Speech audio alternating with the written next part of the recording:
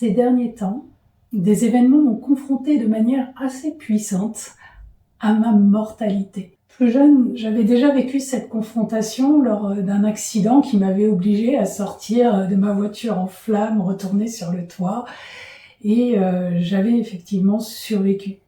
Donc à l'époque, j'avais l'impression d'avoir vraiment appris quelque chose de cet événement, d'en avoir tiré, entre guillemets, une leçon, ce qui est bien prétentieux en fait, et notamment celle de profiter vraiment de la vie à chaque instant et de pas se laisser envahir par un certain nombre de choses qui, quand on y regarde de plus près, sont bien souvent finalement sans importance.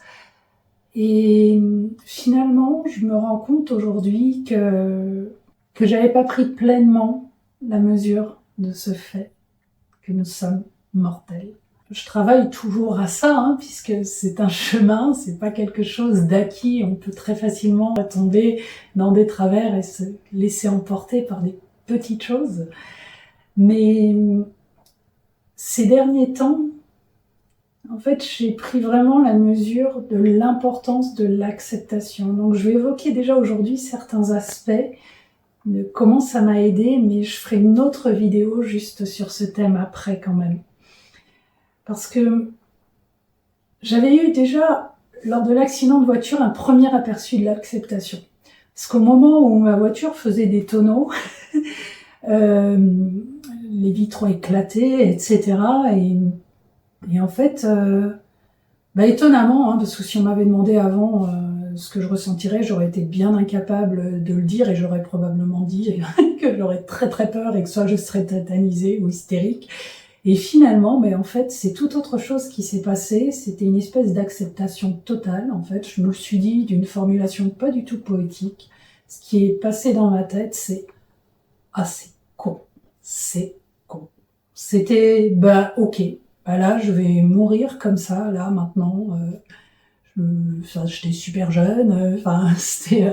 et voilà. » Et puis finalement, effectivement, je suis pas morte, mais peut-être que cette acceptation m'a quand même aidée quelque part dans un second élan, puisque quand ma voiture s'est arrêtée, les flammes venaient vers moi, j'ai eu la chance que les vitres éclatent vers l'extérieur, et j'étais la tête en bas, et il a fallu que je réussisse à détacher ma ceinture, rouler sur le toit alors qu'il y avait encore une fois les flammes, et réussir à me faufiler entre le toit et la portière au niveau de la vitre, à moitié écrasée, pour sortir le long du fossé de ma voiture. Et je pense que cette espèce d'acceptation est ce qui m'a permis aussi d'avoir peut-être cette lucidité derrière pour trouver le chemin et réussir à sortir de la voiture, puisque j'avais très peu de temps pour le faire, en fait. La chaleur rayonnait déjà. Et l'acceptation, malgré cet aperçu que j'en avais eu et la force que ça avait représenté dans cet instant, parce que c'était vraiment intense, cette acceptation-là, j'y repense encore très souvent, mais j'ai pas pris la mesure et la force de ce qu'elle représente. Et je suis encore en train de l'apprendre aujourd'hui, mais je crois que j'ai fait un petit pas de plus ces derniers temps, justement.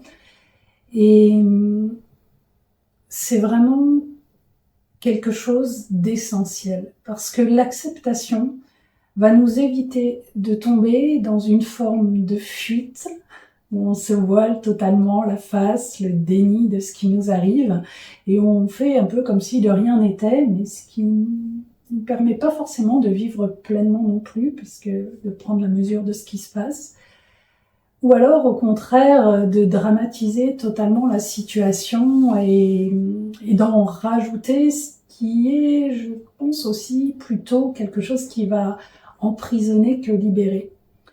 Alors que quand on accepte cette idée qu'on est mortel et qu'on a en plus quelque chose là qui nous le rappelle, en l'occurrence là j'ai eu deux choses en très très peu de temps qui me confrontaient à cette idée-là, eh bien en acceptant, ça va nous permettre de garder cet élan de vie, cette possibilité d'avancer, cette possibilité d'être.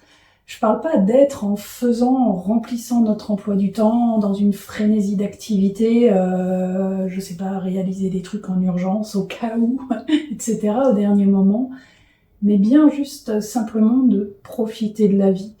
Et ce qui est étonnant, c'est que finalement, dans ce moment-là, il y avait effectivement des possibilités avec un diagnostic que j'attendais suite à une première intervention et une autre où le diagnostic était mauvais et où l'espoir venait de l'intervention. Et en fait, c'était vraiment dans ces deux cas, il y avait des risques effectivement et finalement, en l'occurrence, puisque je vous parle comme ça, assez sereinement à nouveau, c'est parce que tout s'est bien passé. Mais même pendant ce temps-là, j'ai eu des fluctuations. Mais pendant ce temps-là, j'ai quand même pu garder une certaine forme de sérénité. Donc la sérénité, pas la béatitude, hein. Cette chose qui fait que j'ai pu continuer à lire. J'ai même pu choisir des livres en lien avec mon activité de prof de yoga et j'ai consacré entre deux interventions mon temps à la récupération. J'ai lu des livres sur le repos et justement les différentes formes de repos qui pouvaient être envisagées, etc., au regard d'études scientifiques, etc. Et finalement, ça, j'étais encore dans un objectif parce que j'ai la chance d'avoir trouvé à travers le yoga quelque chose qui a vraiment du sens pour moi, effectivement. Donc j'ai pas eu besoin d'un changement radical de vie ou de trucs complètement extraordinaires pour combler un vide.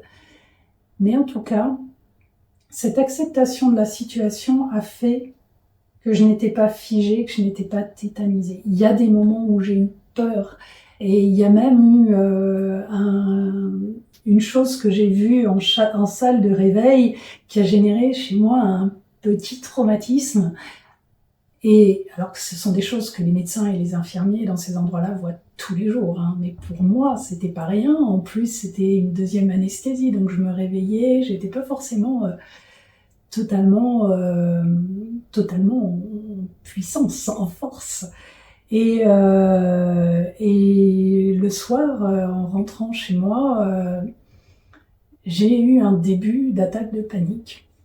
Oui, tous les moments n'ont pas été parfaits, etc., hein. Effectivement, j'ai eu des moments de peur. Et en fait, cette attaque de panique, c'était très particulier parce que je connais tout un tas d'outils en yoga, en pleine conscience, etc., yoga thérapie, qui nous permettent de faire face avec le souffle, avec des mouvements. Mais en l'occurrence, j'avais eu 2 interventions chirurgicales qui faisaient que je ne pouvais pas bouger les jambes comme je voulais, ni le haut du corps. Donc finalement, amplifier le souffle, c'était pas accessible parce que ça me faisait mal. Et m'étirer, ça ne l'était pas non plus. Ouvrir la cage thoracique, bien sûr que non.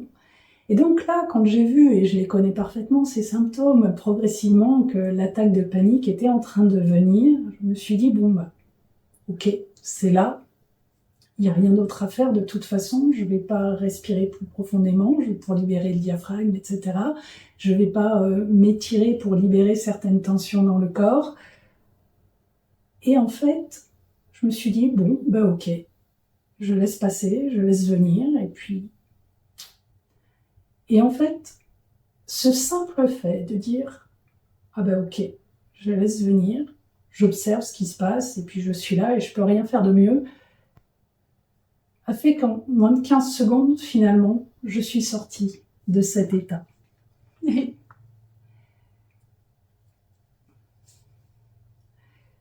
Là encore, on est vraiment dans une forme de pouvoir de l'acceptation. Et ça requiert rien en fait. Ça requiert simplement peut-être de commencer à se dire, est-ce qu'au lieu de fuir, de rejeter cette situation, je peux passer par ce « ok, c'est là, je dois être avec ça » en fait, quelque part, on n'a pas le choix. Et à travers ce « ok, c'est là », pas la résignation, hein, l'acceptation, quelque chose se libère. C'est extrêmement dur à décrire, mais c'est extrêmement puissant. Donc, je reviendrai vraiment sur ces éléments-là dans une autre vidéo parce que l'acceptation, pour moi, c'est quelque chose que j'ai envie d'approfondir et d'ouvrir. Pour aujourd'hui, ce que je voudrais souligner sur l'acceptation, et en particulier l'acceptation de notre mortalité, c'est que cette acceptation nous ouvre au possible, elle nous donne de l'élan et elle nous permet d'être. Simplement, pas vraiment juste d'être, c'est énorme en fait, mais juste d'être. Et c'est pour ça que j'avais vraiment envie de partager ça avec vous dans une vidéo, même si, je sais pas, vous l'expliquer aussi bien que le feraient peut-être certains philosophes ou autres. Et d'ailleurs, j'ai acheté, mais je l'ai pas encore lu, et peut-être que je vous en parlerai aussi dans une vidéo, un livre coécrit avec d'autres auteurs, mais notamment avec Christophe André, sur quand la mort éclaire la vie. Donc je l'ai absolument pas commencé, mais ce titre, dans le contexte, m'a beaucoup inspiré. Donc peut-être que je vous en parlerai. Et il y a une autre chose aussi, dans l'acceptation, et qui m'aide à m'ancrer dans le présent et à bien vivre quand il y a des choses difficiles, ou par exemple quand il y a des pensées qui peuvent envahir mon esprit et me limiter, m'empêcher d'avancer. C'est simplement me retourner vers l'immensité d'un ciel étoilé. En regardant ça, c'est comme si tout changeait de focale, comme si je changeais le cadre des choses et beaucoup de choses qui pouvaient éventuellement me miner à un moment donné, me plomber, perdent de leur force en fait, tout simplement face à ça. Et je pense à ça aussi parce que dans le contexte, là, justement, de fort rappel de ma mortalité ces derniers temps, quelques jours avant l'opération, et juste après avoir vu une amie avec qui les échanges m'ont beaucoup inspirée, je suis tombée sur une phrase qui était, vous savez, sur les sachets de Yogiti, pour ceux qui en boivent, il y a des petits carrés avec des phrases, et certaines sont très chouettes, d'autres, bon, plus ou moins. Mais en tout cas, celle-ci m'a vraiment inspirée. C'était « La vie devrait être cohérente avec l'infini. La vie devrait être cohérente avec l'infini. » Alors là encore, ça peut paraître des grands mots ou du blabla, mais pour moi, c'est exactement ce qui se produit quand j'écoute cette phrase. C'est exactement la même chose que quand je regarde le ciel étoilé. Il y a une espèce de libération, de remise en perspective de tout un tas de choses. Et ça, c'est extrêmement libérateur pour moi. Donc, je ne sais pas quelles sont les choses qui peuvent vous porter vers l'acceptation. Je ne sais pas ce qui pourrait à vous être votre ciel étoilé ou votre phrase un peu mantra. Là aussi, c'est quelque chose que je voudrais aborder avec vous parce que il y a des choses comme ça qui peuvent être des choses d'inspiration et qui nous donnent de l'espace chacun à notre manière, et vous n'aurez probablement pas les mêmes choses qui vous amèneront vers ce même chemin, mais je pense que peut-être certains d'entre vous vont percevoir ce que je veux dire quand on se tourne vers les étoiles, et puis cette idée que la vie devrait être cohérente avec l'infini. Pour moi, c'est quelque chose vraiment d'énorme. Et du coup, à l'une de cette phrase, mais qu'est-ce que je souhaite faire maintenant, vraiment, en fait? Et alors, se faire vraiment, en fait, c'est simplement être quelque part. Qu'est-ce que je souhaite être? Comment je souhaite être? Et la réponse n'a pas forcément besoin d'être quelque chose d'énorme ou d'extraordinaire. Peut-être être dans le repos est la réponse idéale maintenant pour vous. Il n'y a pas besoin de nouveau de remplir notre vie avec tout un tas d'objets ou d'activités. C'est pas du tout de ça qu'il est question quand je parle de profiter de la vie. Parfois, ce sont probablement le plus souvent des choses extrêmement simples. Mais essayez de ne pas passer à côté de notre vie et vraiment de s'y plonger pleinement. C'est quelque chose qui me semble vraiment essentiel. Donc, dans cette vidéo, j'ai mis vraiment le thème un peu provocateur, mortel.